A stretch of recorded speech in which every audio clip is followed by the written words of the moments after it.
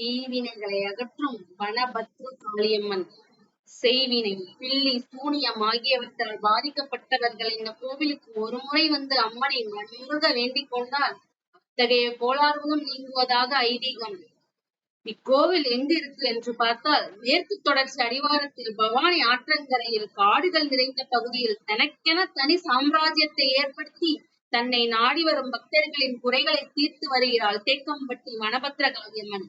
முன்னொரு காலத்தில் ஈசனிடமிருந்து பல்வேறு வரங்களை பெற்று தேவர்களையும் முனிவர்களையும் மக்களை துன்புறுத்தி வந்தான் மகிஷாசுரன்.